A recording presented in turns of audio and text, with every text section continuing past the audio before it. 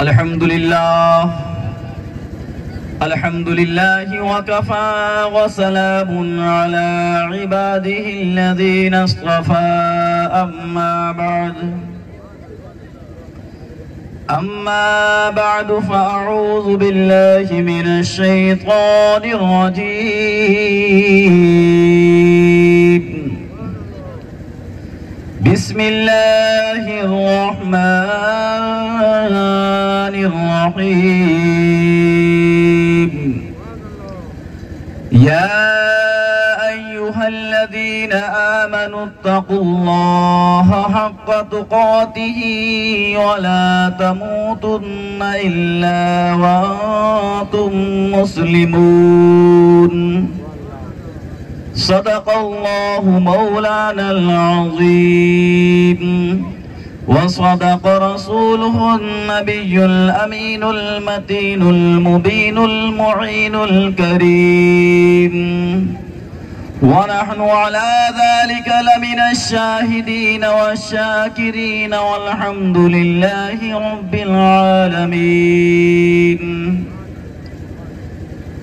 آئیے حضرات، خطبہ مسنونہ میں جو آیت کریمہ کی تلاوت کا شرف حاصل کیا ہے اس کا ترجمہ اور مفہوم بیان کرنے سے قبل ایک مرتبہ آقا نامدار مدنی تاجدار دو عالم کے مالک و مختار حضور خلیفہ اعظم، خلیفہ اکبر، خلیفہ کبریٰ، خلیفہ رب العالمین حضور احمد مجتبی محمد مصطفیٰ صلی اللہ تعالی علیہ وسلم کی بارگاہ بے کشفنا میں میرے ساتھ مل کر بلند آواز سے درود شریف کا ہدیہ پیش کریں. پڑھیں بآواز بلند: اللہ رب محمد صلی علیہ وسلم، نحن عباد محمد صلی علیہ وسلم، صلی اللہ تعالی علیہ وسلم، صلاۃ و السلام علیک یا رسول اللہ صلی اللہ تعالی علیہ وسلم.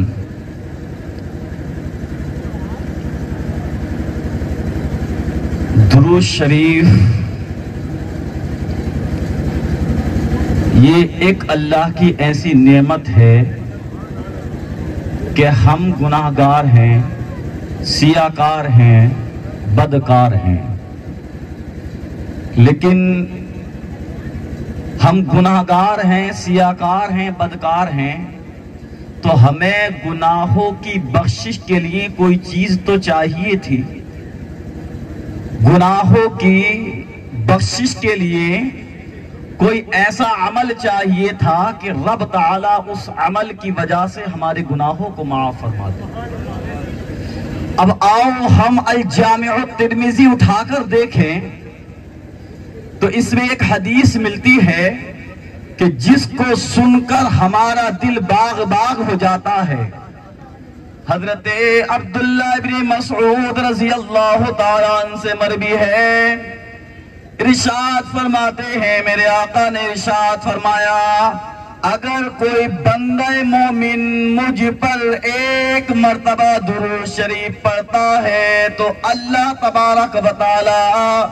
ایک مرتبہ درود شریف پڑھنے کی برکت سے اس کے 10 گناہوں کو معاف فرما دیتا ہے. مچل کے بولو سبحان اللہ.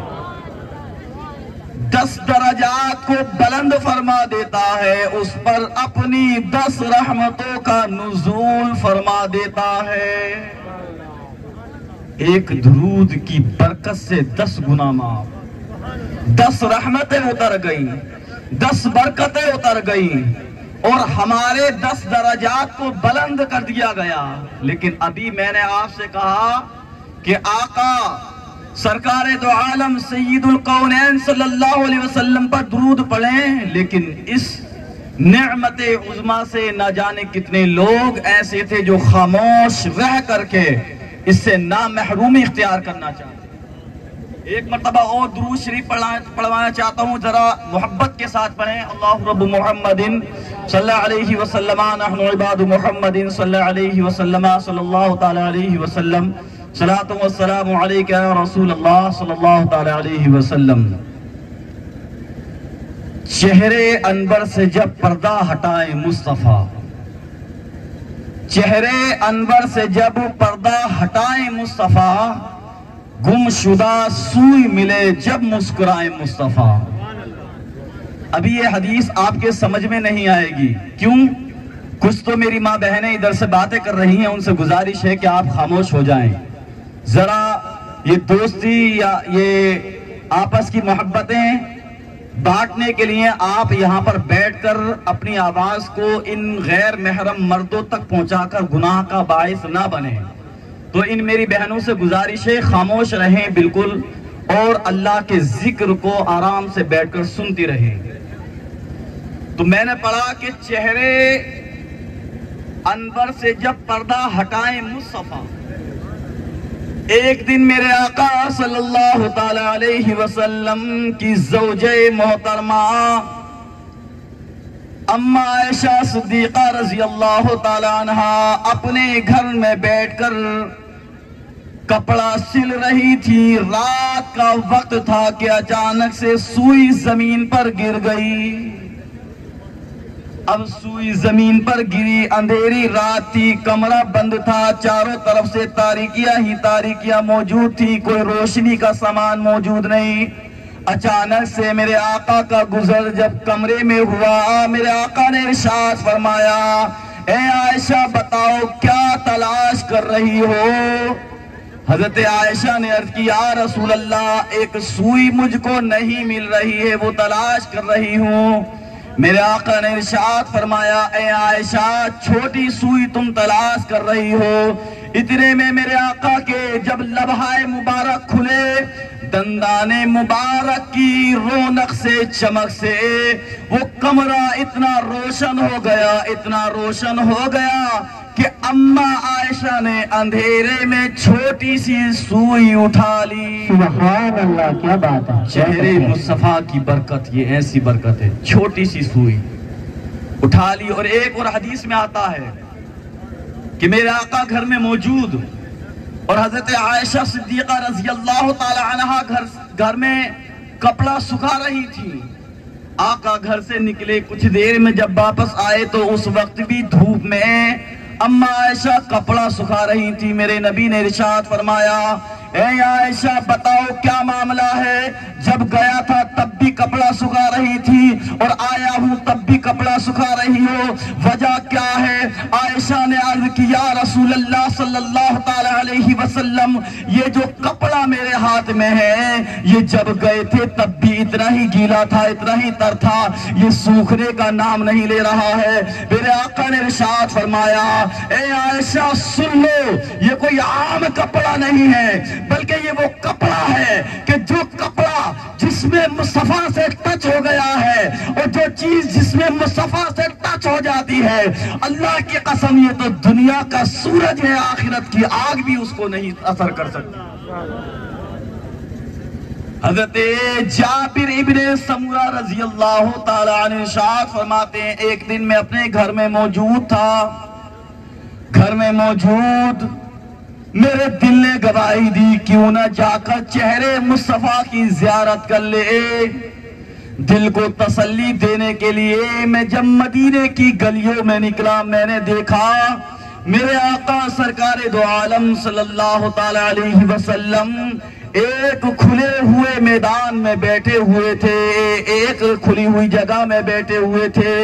کہ ایک طرف سے میں نبی کو دیکھتا، ایک طرف سے میں چاند کو دیکھتا تھا. جب میں چاند کی روشنی کو دیکھی اور میں نے نبی کے چہرے کی روشنی کو دیکھا تو میرے دل میں یہ ارادہ پیدا ہو گیا،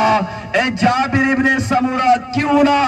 آج چہرے مصطفیٰ بھی نظر آ رہا ہے اور چاند بھی نظر آ رہا ہے، آج تو یہ جان لے کہ چہرے مصطفیٰ زیادہ روشن ہے یا چاند کی روشنی زیادہ روشن ہے. حضرت جابر ابن سمورہ رضی اللہ تعالی عنہ ارشاد فرماتے ہیں، اللہ کی قسم کبھی میں چاند کو دیکھتا، کبھی میں اس کالی کملی والے کے چہرے کو دیکھتا. اللہ کی قسم جب میں چاند کی روشنی کو دیکھ لیا اور چہرے کی روشنی، چہرے مصطفیٰ کی روشنی کو دیکھ لیا تو میں یہاں اس نتیجے پر پہنچ گیا کہ چاند کی جو روشنی تھی اس روشنی سے اللہ تبارک و تعالی نے چہرے مصطفیٰ میں 70,000 گنا زیادہ روشنی عطا فرمائی. تو چہرے مصطفیٰ سے جب پردہ ہٹائیں، چہرے عنبر سے جب پردہ ہٹائیں مصطفیٰ، گمشدہ سوئی ملے جب مسکرائیں مصطفیٰ، گمشدہ سوئی ملے جب مسکرائیں مصطفیٰ۔ اور اس سے اگلے شعر میں شاعر ارشاد فرماتا ہے کہ روز و شب کرتا ہوں رو رو کر یوں دعائیں، الہی جب نزاع کا وقت ہو جلوہ دکھائیں مصطفیٰ، الہی جب نزاع کا وقت ہو جلوہ دکھائیں مصطفیٰ۔ اور ہو کے جو بیمار عشق مصطفیٰ میں مر گیا، ہو کے جو بیمار عشق مصطفیٰ میں مر گیا۔ ایک یہودی تھا، اس کا لڑکا تھا، میرے آقا سے بہت زیادہ عداوت رکھا کرتا تھا، بغض رکھا کرتا تھا، کینہ رکھا کرتا تھا، چہرے مصطفیٰ کو اس نے نہیں دیکھا تھا۔ ایک دن میرے آقا کو ایذا دینے کے لیے، تکلیف دینے کے لیے، وہ یہودی کا لڑکا جب باہر نکلا، گلیوں میں نکلا کہ میں آج نبی آخر الزماں کو تکلیف دوں گا، لیکن ہاتھ میں اس کے پتھر تھا۔ لیکن اچانک سے میرے آقا سامنے سے آئے، اس کی نظر چہرے مصطفیٰ پر پڑ گئی۔ جب اس کی نظر مصطفیٰ سے ملی تو اللہ کی قسم اس کے دل کی دنیا بدل گئی، اور ایسی دنیا بدلی کہ ابھی تو وہ دشمنی رکھتا تھا، ابھی تو عداوت رکھتا تھا، لیکن جب چہرے مصطفیٰ دیکھا تو وہ عشق مصطفیٰ میں بیمار ہو کر کے وہ مرنے کے بالکل قریب۔ سبحان اللہ۔ آپ نے کہا بیٹا کیا معاملہ ہے، کیا وجہ ہے بیماری کی؟ سارے ڈاکٹر سے علاج کرا لیا، حکیموں کو دکھا لیا، وجہ کیا ہے، کیوں ٹھیک نہیں ہو رہے ہو؟ اس نے آخری وقت میں عرض کی، اے بابا جان، میں نے ایک کالی کملی والے آقا کے چہرے کو دیکھ لیا ہے، جب میرا آخری وقت ہے تو دل کی تمنا خواہش یہ ہے کہ میں آخری وقت میں چہرے مصطفیٰ کا دیدار کرتا ہوا اس زمین سے چلا جاؤں۔ آپ نے سوچا کہ میں تو یہودی ہوں اور میرے آقا یہاں پر تشریف لے کر آئیں گے تو مجھے لوگ سماج کیا کہے گی، لیکن باپ نے یہ نہ دیکھا، میرے آقا کو بلایا۔ جب آقا تشریف لے کر وہاں پر پہنچ گئے تو اس کے جسم سے روح نکل چکی تھی۔ میرے آقا نے ارشاد فرمایا، اے میرے بیٹے زندہ ہو جا۔ دوبارہ روح اس کے جسم میں واپس آ گئی۔ چہرے مصطفیٰ کو اس نے دیکھا اور عرض کی، یا رسول اللہ، بس اس دنیا میں مجھے اور کوئی چاہت نہیں تھی کہ جب میں دنیا میں انتقال کر جاؤں تو میں چاہتا تھا کہ چہرے مصطفیٰ کا دیدار کرتے ہوئے یہاں سے جاؤں۔ میرے آقا نے ارشاد فرمایا، اے میرے غلام سن، کلمہ پڑھنا تیرا کام ہے اور مسلمان ہونے کی برکت سے جنت میں اپنے ساتھ لے کر جانا میرا کام ہے۔ سبحان اللہ، سبحان اللہ۔ شاعر کہتا ہے، چہرے ہو کے جو بیمار عشق مصطفیٰ میں مر گیا، کیوں نہ ہو اس کی قبر میں تشریف لائے مصطفیٰ۔ ہماری قبر میں ہولناکی، خوفناکی، دہشتناکی، عذاب، آگ، سانپ، بچھو، تمام چیزیں ہوں گی، لیکن یہ اس کی قبر میں ہوگا جس کی قبر میں میرے آقا صلی اللہ تعالیٰ علیہ وسلم اپنا چہرہ لوگوں کے چہروں سے بھیل لیں گے۔ لیکن جس کی قبر میں میرے آقا چہرے سے چہرہ ملائیں گے تو تمام کے تمام ہولناکیاں ختم کر کے اللہ تبارک و تعالیٰ اس جہنم کی کیاری کو ختم کر کے اس قبر کو جنت کی کیاریوں میں سے بنا دیا۔ خالق کل نے انہیں مالک کل بنا دیا، حشر کے دن جس کو چاہیں بخشوائیں مصطفیٰ۔ اللہ تبارک و تعالیٰ نے نبی آخر الزماں صلی اللہ تعالیٰ علیہ وسلم کو تمام خزانوں کی چابی عطا فرما دی ہے، اور بروز قیامت مقام محمود بھی اللہ تبارک و تعالیٰ آپ کو عطا فرما دے گا۔ تمام انبیاء دیکھ رہے ہیں، کوئی شفاعت نہیں کرے گا، تمام کے تمام لوگ تمام انبیاء کے سردار کی بارگاہ میں پہنچیں گے، عرض کریں گے، یا رسول اللہ شفاعت کرا دیجئے۔ ادھر میرے آقا کی پیشانی سجدے میں گرے گی، رب ارشاد فرمائے گا، میں نے ان کے تمام گناہوں کو معاف فرمایا۔ خالق کل نے انہیں مالک کل بنا دیا، حشر کے دن جس کو چاہیں بخشوائیں مصطفیٰ۔ حضرات گرامی، اللہ تبارک و تعالیٰ کلام مقدس میں ارشاد فرماتا ہے یا ایھا الذین آمنوا اتقوا اللہ، اے ایمان والو اللہ سے ڈرو۔ اب یہاں پر قرآن کا ایک اسلوب ہے، کبھی قرآن خطاب کرتا ہے عام لوگوں سے، تمام لوگوں سے، چاہے وہ مسلم ہو، چاہے وہ ہندو ہو، چاہے وہ یہود ہو، چاہے وہ نصارہ ہو، لیکن کبھی قرآن جب یا ایھا الناس کہتا ہے تو تمام لوگوں سے کہتا ہے۔ لیکن اگر کوئی نعمت اللہ کو دینی ہوتی ہے، کوئی خاص بات اللہ کو سمجھانی ہوتی ہے، تو رب تعالیٰ یا ایھا الناس نہیں فرماتا ہے، بلکہ رب تعالیٰ ارشاد فرماتا ہے یا ایھا الذین آمنوا، اے ایمان والو۔ یہ تمام ایمان والوں کے لیے اللہ تبارک و تعالیٰ نے ارشاد فرمایا ہے اتقوا اللہ، اللہ سے ڈرو، حق تقاتہ، جیسا کہ اللہ سے ڈرنے کا حق ہے، وَلَا تَمُوتُنَّ إِلَّا وَأَنْتُمْ مُسْلِمُونَ، اور تم نہ مرو حالت ایمان میں ہی۔ اس آیت کا مطلب یہ ہے کہ اللہ سے ڈرو جیسا کہ رب تعالیٰ نے ڈرنے کا حکم دیا ہے، اور حالت ایمان میں ہی زندگی بسر کرو، اور جب جاؤ تو حالت ایمان میں ہی یہاں سے تشریف لے کر کے جاؤ۔ اپنی زندگی میں ایسے عمل کرو کہ لوگ دیکھ کر کہیں کہ ہاں یہ مسلمان ہے۔ لیکن ہم ڈرنے کو تو سمجھ گئے، ڈرنے کا حق کیا ہے وہ نہیں سمجھ رہے ہیں۔ ایک مثال سے سمجھاتا ہوں، کوئی کام والی بائی ہمارے گھر میں آتی ہے، روم کی صفائی کرتی ہے، اگر کوئی گندگی رہ جاتی ہے تو ہم کہتے ہیں کہ تو نے اس روم کی صفائی کی ہے، لیکن صفائی تو کر دی، جو حق ہے وہ اس حق سے تو نے صفائی نہیں کی ہے، بلکہ اس کی صفائی اسی طریقے سے کر جیسا کہ صفائی کرنے کا حق ہے۔ ہم اللہ سے ڈرتے ہیں، لیکن جو حق ہے وہ اس حق کے ذریعے ہم اللہ سے نہیں ڈرتے۔ اللہ سے ڈرنے کا مطلب یہ ہے،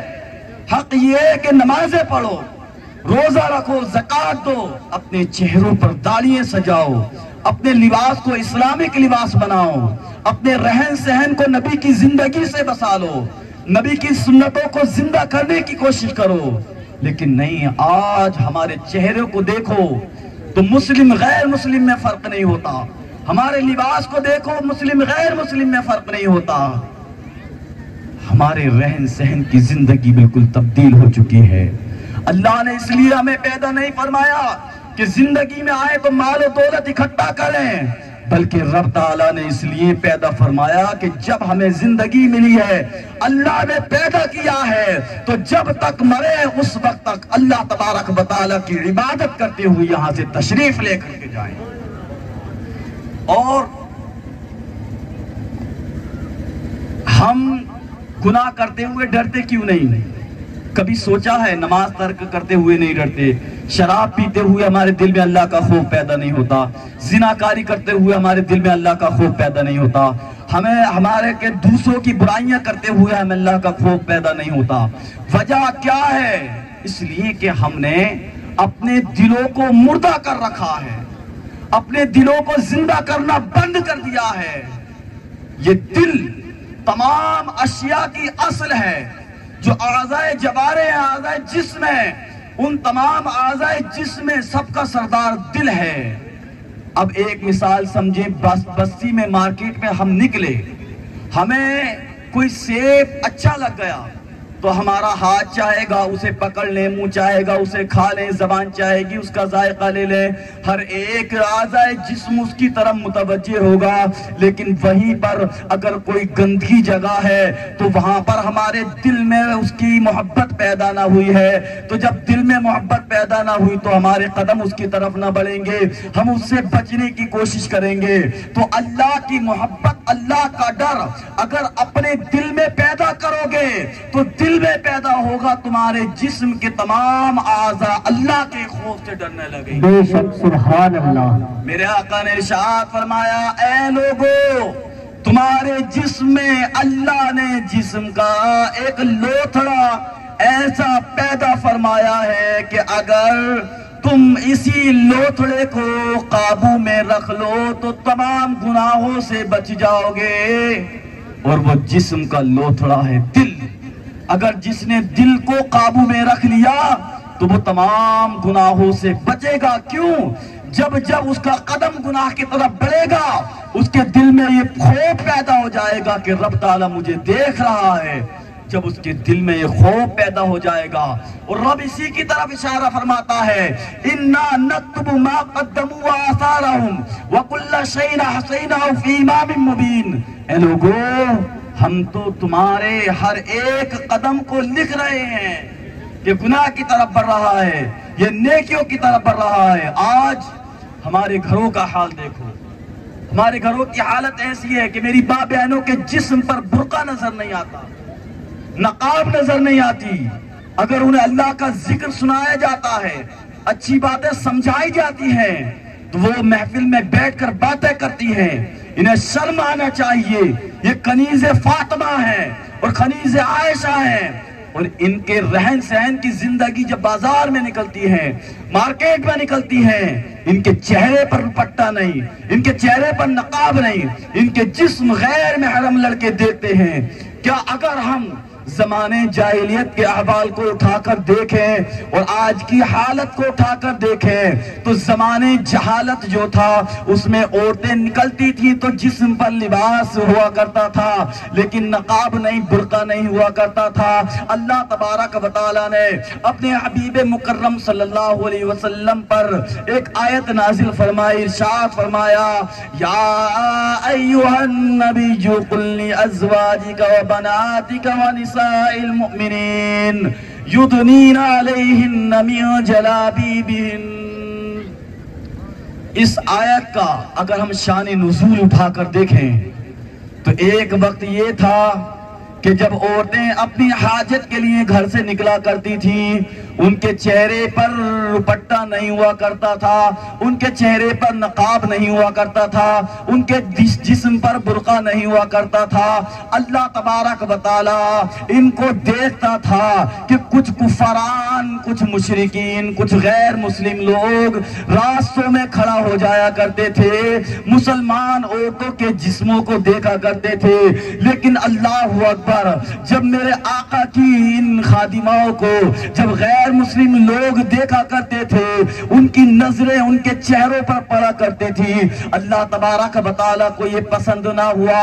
اللہ نے اپنے حبیب مکرم صلی اللہ علیہ وسلم پر یہ وحی نازل فرما دی اور ارشاد فرمایا اے یا ایھا النبی قل لازواجک وبناتک ونساء المؤمنین یدنین علیہن من جلابیبہن۔ اے نبی، اپنی عورتوں کو، اپنی بیٹیوں کو، تمام مسلمین کی عورتوں کو حکم دو کہ جب وہ گھر سے نکلیں تو کچھ اور نہیں بلکہ چہرے پر دوپٹہ ڈال کر، نقاب ڈال کر کے گھر سے نکلیں۔ اب جب یہ آیت حجاب نازل ہوئی تو دیکھا کیا جاتا تھا، جب مدینہ معظمہ کی عورتیں حاجت کے لیے اپنے جسم پر یہ برقع پہن کر کے نکلا کرتی تھیں، اپنے جسم پر، اپنے چہرے پر جب نقاب ڈال کر کے نکلا کرتی تھی، تو کل جو لوگ ان کے چہرے کو دیکھا کرتے تھے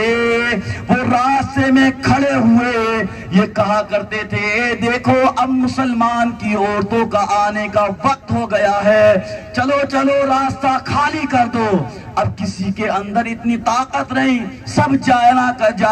جان جایا کرتے تھے کہ اب یہاں سے جو گزر ہو رہا ہے کسی بگڑے ہوئے گھر کی عورتوں کا نہیں بلکہ ان عورتوں کا گزر ہو رہا ہے کہ جو عورتیں نبی کی زندگی کو دیکھ کر کے اپنی زندگی گزارا کرتی ہیں۔ سبحان اللہ، نعرہ تکبیر، نعرہ رسالت، نعرہ رسالت، عظمت مصطفیٰ، عظمت مصطفیٰ،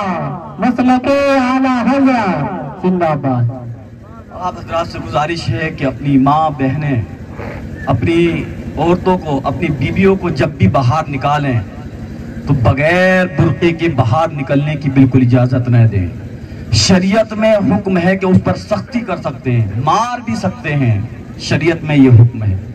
اپنی بہن بیٹیوں کو اگر نہیں سمجھاؤ گے تو یہی عورت ہے باپ کو بھی جہنم میں لے کر جائے گی، بیٹے کو بھی جہنم میں لے کر جائے گی، اور شوہر کو بھی جہنم میں لے کر جائے گی۔ لیکن ہاں یہی عورت اگر برقع پہن کر کے باہر نکلے گی تو اسی برقعے کی وجہ سے اللہ تبارک و تعالیٰ اس کے باپ کو بھی جنت عطا فرما دے گا، بیٹے کو بھی جنت عطا فرما دے گا۔ سبحان اللہ، سبحان اللہ۔ اب آؤ جشن غوث الورا میں تشریف لے کر آنے والوں سنو ایک حدیث پاک حضور غوث پاک رضی اللہ تعالیٰ عنہ کے مقام اور مرتبے کے متعلق بیان فرما کر کے میں اپنے بیان کو آگے لے کر جانا چاہتا ہوں۔ بخاری شریف جلد نمبر 2 صفحہ نمبر 163 ہے، اور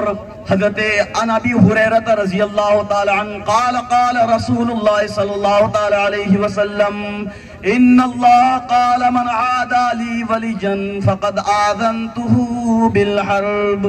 وما تقرب إلي عبدي بشيء أحب إلي مما افترضت عليه ولا يزال عبدي يتقرب إلي بالنوافل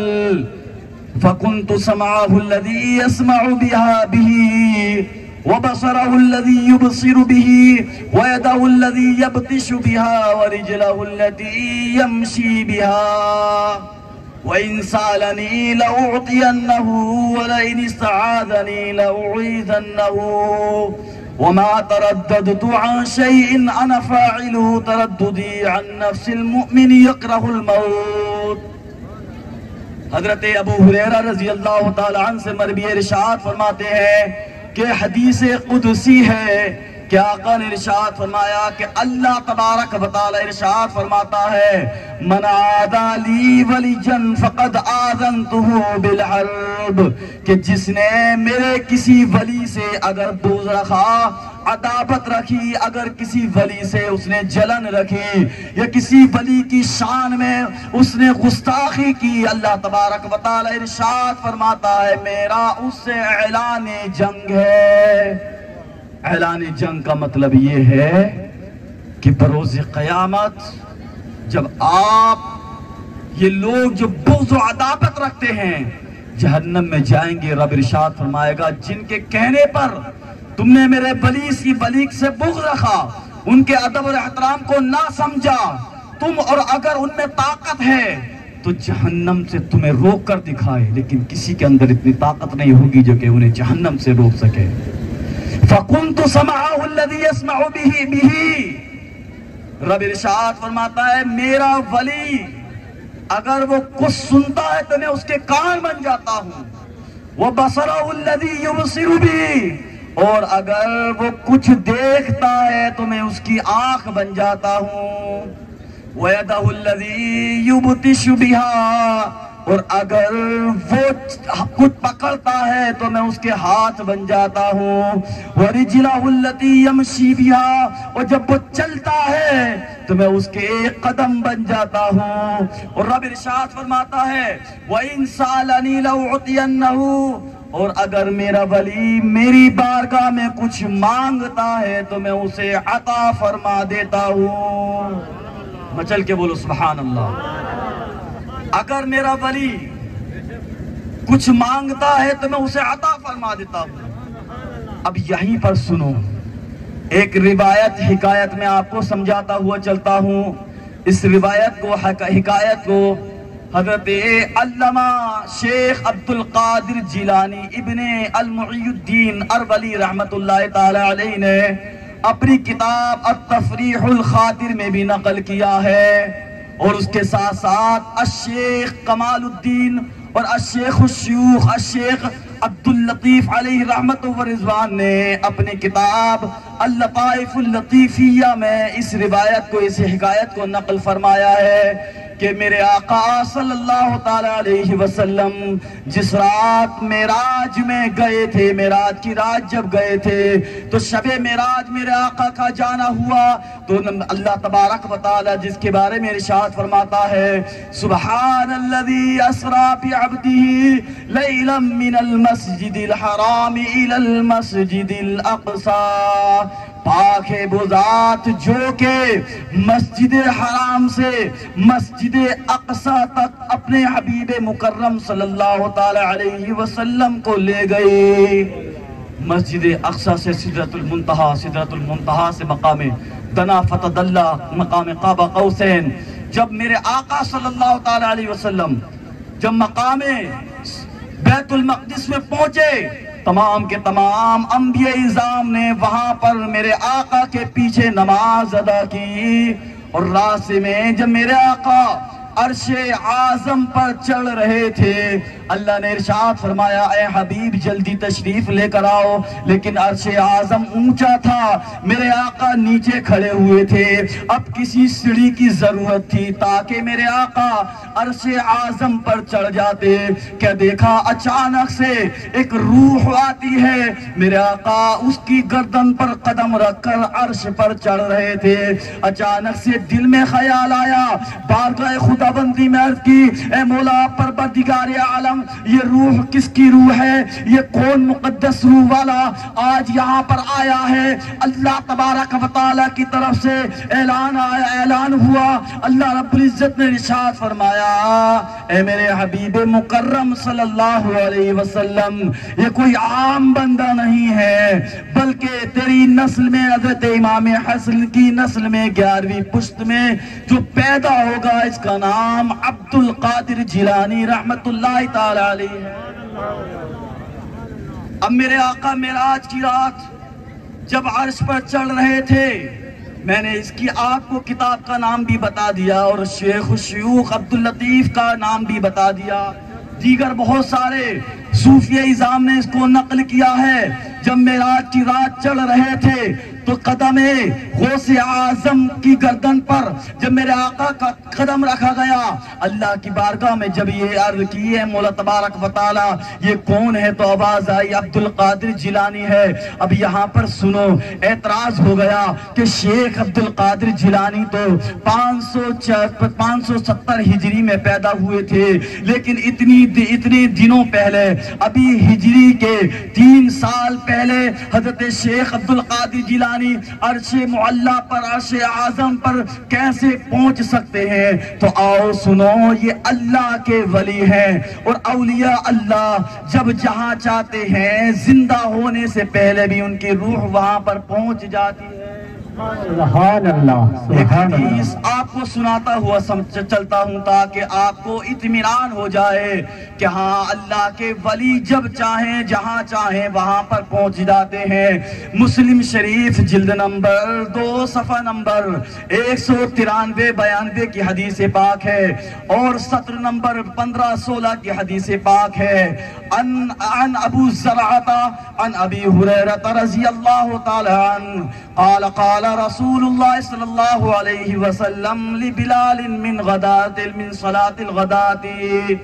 یا بلال حدثنی ما عملت عملا بأرجى عملا عنده في الإسلام منفعة فإني سمعت الليل خشفا عليك بين يدي في الجنة قال بلال یا رسول اللہ صلی اللہ تعالی علیہ وسلم ما عملت عملا فی الاسلام عندي منفعة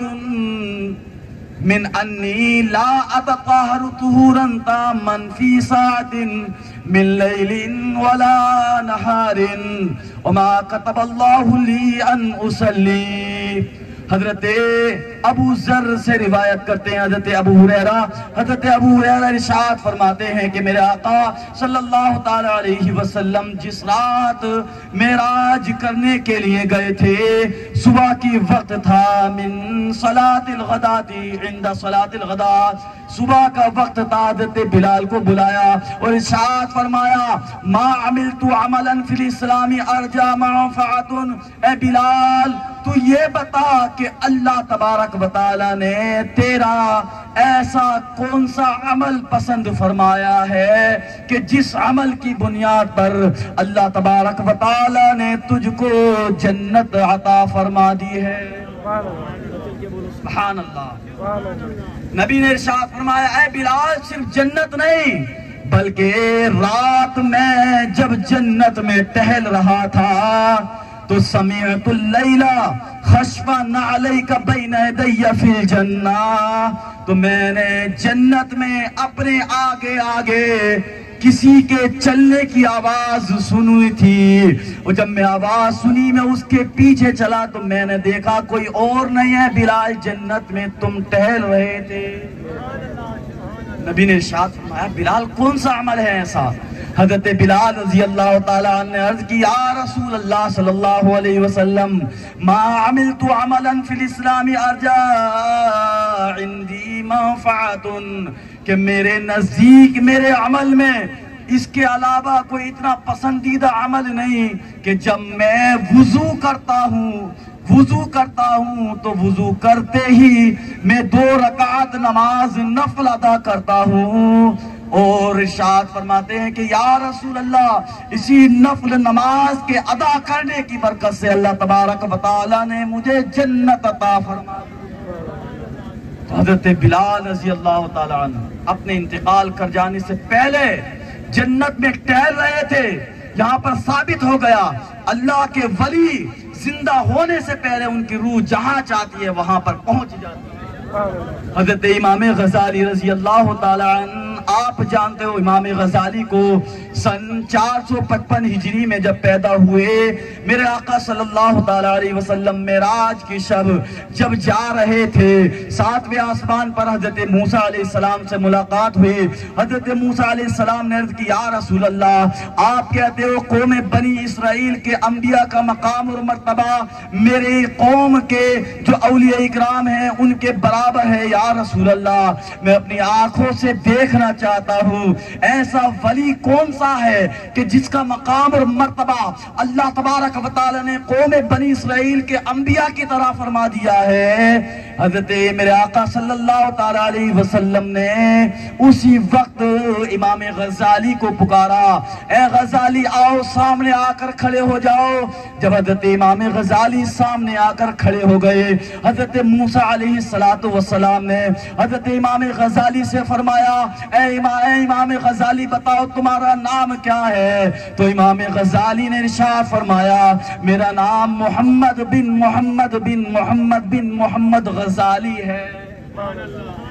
حضرت موسیٰ علیہ السلام نے ارشاد فرمایا اے امام غزالی میں تمہارے باپ دادا کا نام نہیں معلوم کر رہا تھا، تمہارا معلوم کر رہا تھا، لیکن تم نے میرا اپنا نام بتانے کے ساتھ ساتھ اپنے باپ دادا کا نام کیوں بتایا؟ تو حضرت امام غزالی نے عرض کی اے موسیٰ علیہ السلام میں اس لیے بتانا چاہتا تھا تاکہ جب میں اپنی گفتگو کا لمبی کر دوں گا تو تمہاری زبان سے الفاظ زیادہ اب حضرت امام غزالی وہاں پر کھڑے ہوئے تھے، میرے آقا نے ارشاد فرمایا اے غزالی یہ موسیٰ علیہ السلام ہیں، اور میرے آقا نے امام غزالی کے گردن پر اپنی چھڑی کو رکھا اور ارشاد فرمایا ادب کے ساتھ کھڑے ہو جاؤ۔ امام غزالی ادب کے ساتھ کھڑے ہو گئے، لیکن سنو جس وقت امام غزالی سن 455 ہجری میں پیدا ہوئے تو جب پیدا ہوئے لوگوں نے دیکھا کہ آپ کے کاندھے مبارک پر کسی چیز کا نشان موجود تھا۔ لوگوں نے عرض کی اے امام غزالی یہ نشان کیسا ہے؟ تو امام غزالی نے ارشاد فرمایا یہ کوئی اور نشان نہیں بلکہ جب موسیٰ علیہ السلام کی ملاقات کے لیے جب میرے آقا کے سامنے کھڑا تھا، میرے آقا نے اپنے عصا کا نشان میری گردن پر رکھا تھا، اس دن کے عصا کا نشان آج بھی میرے کاندھے مبارک پر موجود ہے۔ اب سنو یہاں سے پتہ چل گیا کہ اللہ کے ولی قبر میں جانے کے بعد بھی ہماری مدد کر سکتے ہیں، اور پیدا ہونے سے پہلے جب جہاں چاہیں وہاں پر جا سکتے ہیں۔ اب اسی طریقے سے حضرت شیخ عبد القادر جیلانی علیہ رحمت و رضوان جب عرش اعظم پر میرے آقا کے قدم مبارک کے نیچے بیٹھے ہوئے تھے، میرے آقا کا قدم آپ کی گردن پر رکھا ہوا تھا، تو حضرت شیخ عبد القادر جیلانی رحمت اللہ تعالی علیہ، حضور غوث پاک رضی اللہ تعالی علیہ کہ جس وقت آپ میرے آقا کے قدم کی ٹھنڈک محسوس کر رہے تھے، اللہ تبارک و تعالی کے پیارے حبیب نے ارشاد فرمایا، اے عبد القادر جیلانی سن لے، تو میرا بھی محبوب ہے، اللہ کا بھی محبوب ہے، تو میرا بھی محبوب ہے، اللہ کا بھی محبوب ہے۔ جب حضرت شیخ عبد القادر جیلانی پیدا ہو گئے تو دیکھا کوئی نشان آپ کی گردن پر موجود تھا۔ لوگوں نے عرض کی، اے شیخ عبد القادر جیلانی یہ نشان کیسا ہے؟ تو ارشاد فرمایا، یہ کوئی عام نشان نہیں ہے، بلکہ یہ وہ نشان ہے کہ جب میرے آقا عرش اعظم پر چڑھ رہے تھے، میری گردن پر قدم رکھ کے کہا تھا، اے عبد القادر جیلانی میرا قدم تیری گردن پر ہے، اور تیرا قدم قیامت تک پیدا ہونے والے تمام اولیاء اعظام کی گردن پر رہے گا۔ سبحان اللہ۔ میرا قدم، تمہارا قدم تمام اولیاء اعظام کی گردن پر رہے گا۔ اب جو اولیاء اعظام پیدا ہوتے چلے گئے وہ حضور غوث پاک سے منسلک ہوتے چلے گئے، اور ارشاد فرما کے کہ اے غوث پاک تمہارا قدم صرف گردن پر نہیں بلکہ ہمارے سروں پر موجود ہے، یہ دل ہے، یہ جگر ہے، یہ آنکھیں، یہ سر ہے، جہاں چاہو رکھو قدم۔ سبحان اللہ، آمین۔ اب حضور غوث پاک رضی اللہ تعالیٰ عنہ جس وقت پیدا ہوئے تو اس رات 5 چیزیں نمودار ہوئی تھی۔ ظہرت لیلۃ 5 اشیاء، ان احدها ان والدہ الماجد النور الحق والدین الشیخ ابو صالح موسیٰ جنکی دوست رحمت اللہ تعالی علیہ فرعن نبی صلی اللہ تعالی علیہ وسلم مع ان جمیع الصحابة الكرام والائمة العهدى والعلماء العظام فقال له النبي صلى الله تعالى عليه وسلم یا ولدی یا ابا صالح موسیٰ جنکی دوست آتاک اللہ ابنن کہ اللہ تبارک اے موسیٰ ابو صالح موسیٰ جن کی دوست سلو آتاک اللہ ابنن کہ اللہ تبارک و تعالیٰ نے آپ کو ایک ایسا بیٹا عطا فرمایا ہے جو کہ احب اللہ احبنی، میں مجھ سے بھی محبت کرتا ہوں، احب اللہ، اور اللہ تبارک و تعالیٰ بھی حضور غوث پاک سے محبت فرماتا ہے۔ اور پھر میرے آقا نے ارشاد فرمایا وَسَيَكُونُ لَهُ شَأْنٌ فِي الْأَوْلِيَاءِ وَالْعُلَمَاءِ، اور تیرے بیٹے کی شان اولیاء اور علماء کے اندر ایسی ہوگی کشانی بین الانبیاء والرسل، کہ جیسی شان، جیسی عظمت، جیسی قوت اللہ تبارک و تعالی نے مجھے تمام انبیاء، تمام رسولان اعظام میں عطا فرمائی ہے، ایسی شان، ایسی عظمت، ایسی قوت اللہ تبارک و تعالی نے غوث پاک کو تمام اولیاء میں عطا فرمائی ہے۔ اور ارشاد فرمایا ان جمیع الانبیاء والرسل بتبعیتہ المصطفیٰ صلی اللہ تعالی علیہ وسلم بشروا والدہ فی المنام، کہ تمام کے تمام انبیاء علیہم السلام، تمام کے تمام رسولان اعظام میری اتباع کرتے ہیں، لیکن اے ابو موسیٰ جن کی دوست سن لے کہ جو تیرا بیٹا پیدا ہوگا تو تمام کے تمام اولیاء اعظام تیرے بیٹے کے پیدا ہونے کے بعد تیرے بیٹے کی اتباع کریں گے۔ یہ حضور غوث پاک رضی اللہ، اور حضور غوث پاک رضی اللہ تعالی عنہ کی شان اگر بیان کی جائے، جتنی بیان کر لو کم ہے، جتنی بیان کر لو۔ ہم کتاب لے کر بیٹھ جائیں، کاپی لے کر بیٹھ جائیں، قلم لے کر بیٹھ جائیں، لیکن ہمارے اندر اتنی استطاعت نہیں، اتنی قوت نہیں کہ ہم حضور غوث پاک رضی اللہ تعالی عنہ کی شان اور عظمت کو جان سکیں۔ ایک آخری واقعہ آپ کو بتاتا ہوا چلتا ہوں۔ حضرت عبداللہ جبائی رحمت اللہ تعالی علیہ ارشاد فرماتے ہیں کہ جس وقت حضور غوث پاک رضی اللہ تعالیٰ عنہ پیدا ہوئے، پیدا ہونے کے بعد آپ عجمی تھے، عربی نہیں تھے، تو آپ خطابت نہیں کیا کرتے تھے، واعظ و نصیحت نہیں کیا کرتے تھے، تقریر نہیں کیا کرتے تھے۔ میرے آقا صلی اللہ تعالی علیہ وسلم خواب میں تشریف لے کر آئے اور کہا اے میرے بیٹے ذرا بتا تو صحیح کہ آ کے تو ان کو خطابت کیوں نہیں کرتا ہے، تقریر کیوں نہیں کرتا ہے، واعظ و نصیحت کیوں نہیں کرتا ہے؟ میرے آقا نے ارشاد فرمایا، یا میرے آقا کی بارگاہ میں عرض کی یا رسول اللہ صلی اللہ علیہ وسلم میں تو عجمی ہوں، یہ عربی ہیں، یہ میری بات کو کیسے سن سکتے ہیں؟ میرے آقا نے ارشاد فرمایا اے غوث اعظم اپنی زبان کو کھولو۔ میرے آقا نے 7 مرتبہ لعاب دہن مصطفیٰ ڈال دیا، پھر 6 مرتبہ حضرت علی کرم اللہ وجہہ الکریم نے لعاب دہن مصطفیٰ کو جب آپ کے منہ کے اندر ڈال دیا تو منہ کے اندر ڈالنا تھا اللہ کی قسم لعاب دہن مصطفیٰ کی برکت سے اور لعاب دہن حضرت علی کرم اللہ وجہہ الکریم کی برکت سے حضور غوث پاک کی زبان میں اتنی تاثیر پیدا ہو گئی، اتنی تاثیر پیدا ہو گئی کہ آپ کی محفل میں جب لوگ آپ کے واعظ و نصیحت کو سنتے تھے تو ان کے دلوں پر ایسا خوف، ایسا رعب، ایسا دبدبا پیدا ہو جایا کرتا تھا کہ گویا کوئی اپنے کپڑوں کو پھاڑتا ہوا نظر آ رہا ہے، کوئی بے ہوش ہوتا ہوا نظر آ رہا ہے، کسی کے جسم سے روح نکلتی ہوئی نظر آ رہی ہے۔ ارے حضور غوث پاک کی زبان میں لعاب دہن مصطفیٰ کی برکت اور لعاب دہن علی کی برکت اتنی پیدا ہو گئی تھی کہ آپ بغداد کی سرزمین سے خطابت کیا کرتے تھے، لیکن روئے زمین پر چاہے افریقہ ہو، آسٹریلیا ہو، انگلینڈ ہو، چاہے ہندوستان ہو، کوئی سی بھی جگہ ہو، ہر جگہ پر جہاں جہاں اولیاء اکرام رہتے تھے تمام کے تمام اولیاء اکرام اپنی جگہ پر بیٹھ کر غوث پاک کے خطاب کو سنا کرتے۔ 70,000 کا مجمع سامنے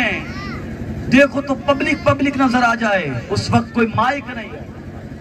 کوئی ڈی جے نہیں، کچھ نہیں، لوگ آگ اپنی آواز حضور غوث پاک کی خطابت کو سنا کرتے تھے، لیکن لعاب دہن مصطفیٰ اور لعاب دہن علی کی برکت اتنی پیدا ہو چکی تھی کہ جیسے حضور غوث پاک کی آواز کو آگے والے لوگ سمجھا کرتے تھے، ایسے پیچھے والے لوگ بھی اسی طریقے سے ان کی آواز کو سنتے تھے۔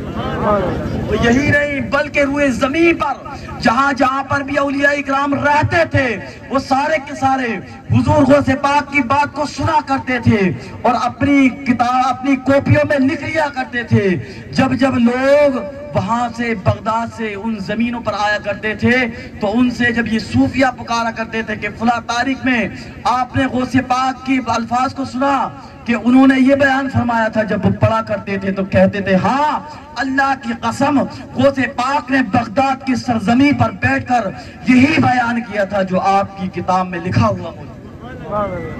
ہمیں چاہیے کہ اولیاء اکرام کے دامن سے وابستہ ہوں اور ہمیں اپنی زندگی کو اسلامک زندگی بنانا چاہیے۔ اس کے ساتھ ساتھ اولیاء اکرام کے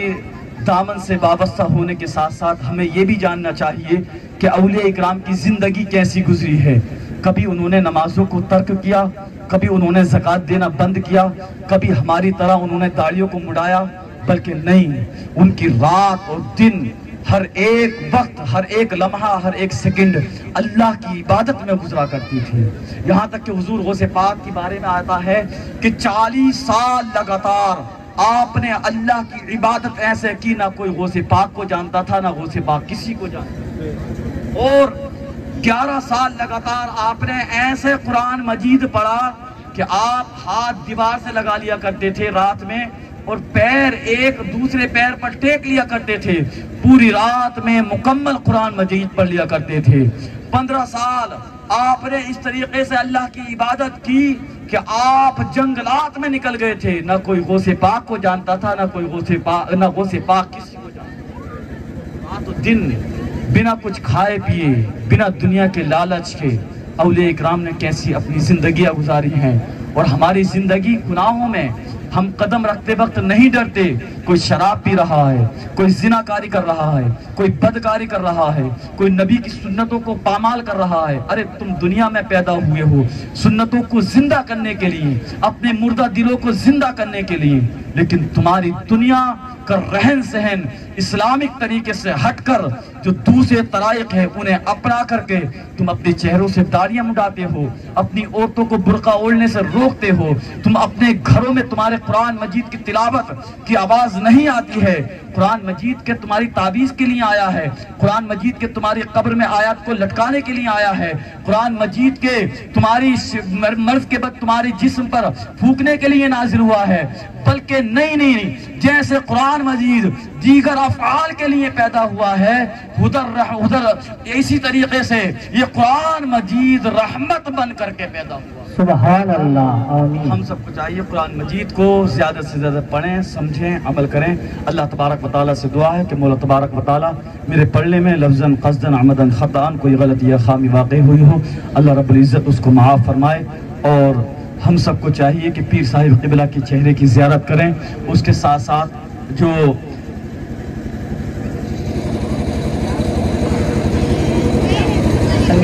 یہ جو درگاہ ہے